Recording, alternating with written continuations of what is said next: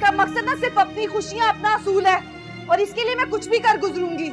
मेरी जान निकली हुई है और तुम मुझे कुछ बता ही नहीं रहे। मैंने आपसे कहा। अब तो आप मान ही ले, क्या?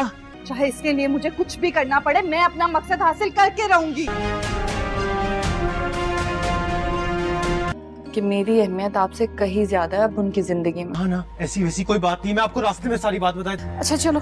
हाँ प्लीज प्लीज। ड्रामा सीरियल दो किनारे के आने वाले एपिसोड में आप लोग देखेंगे अब एक नई चाल चली है दुरेशेवार ने। अब अपने भाई के हाथ धो के पीछे पड़ चुकी है कि उसका भाई दूसरी शादी कर ले, लेकिन दूसरी शादी करने से तैमूर को उसकी माँ बहुत रोकती रहती है और तैमूर से गुस्से से बात करती है ताकि तैमूर ऐसा कदम कभी भी ना उठाए। तैमूर दुरेशेवार के इन्फ्लुएंस में आके अब तक बहुत सारी गलतियाँ कर चुका है। तैमूर ने दुरेशेवार की बातें मान कर आखिर उसने आयमा को अपने घर से ही नहीं बल्कि खुद से बहुत ज्यादा दूर कर दिया और आयमा इस बार बिना बताए तैमूर को आउट ऑफ कंट्री चली गई।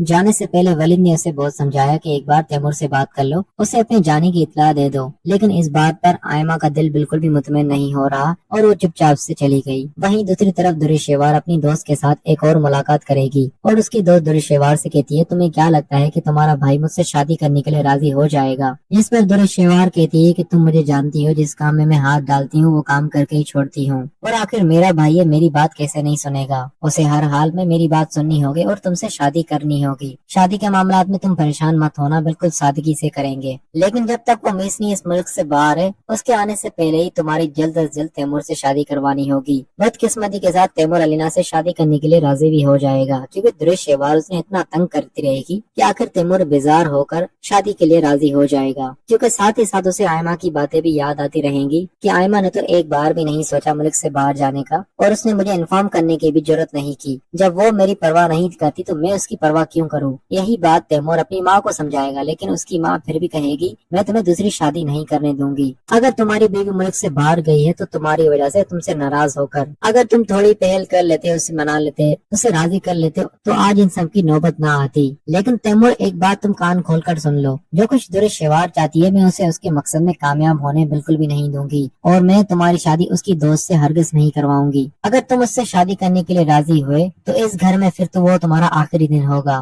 फिर अपनी दूसरी बीवी को जाकर दुरेशेवार के घर में रखना, क्योंकि इस घर में तुम्हारी फिर कोई भी जगह नहीं होगी। ये बातें सुनने के बाद तैमूर को भी काफी तकलीफ होगी क्योंकि तैमूर का बाप तो वैसे भी चला गया, अब उसकी माँ भी इस तरह करेगी तो तैमूर कहाँ जाएगा। अब तैमूर को चाहिए कि दुरेशेवार की बात ना माने और जो कुछ दुरेशेवार चाहती है वो उसे उसके मकसद में कामयाब होने ना दे। और उससे पहले तैमूर की आंखें खुल जाए कि दुरेशेवार ने अब तक उसके साथ क्या कुछ किया है, उसकी जिंदगी बर्बाद ही कर दी है। दूसरी तरफ दुरेशेवार बच्ची से बेजार आकर अपनी माँ की तरफ ले आएगी और अपनी माँ से कहेगी अम्मी इसे संभाले, घर में तो कोई मेड भी नहीं मेरे पास, जो थी उन्होंने तो मेरे पीठ के पीछे पता नहीं क्या कुछ कुल खिलाए, अब प्लीज अम्मी इसको आप संभाले, मुझसे तो नहीं संभल रही। बच्ची की यह हालत देखकर दुरेशेवार की माँ को भी काफी एहसास होगा। ऐसी सूरत में जब दुरेशेवार अपनी बच्ची को अपनी माँ के घर छोड़कर चली जाएगी तो उसकी माँ पीछे से वलीद को कॉल करेगी और वलीद आकर अपनी बेटी को ले जाएगा।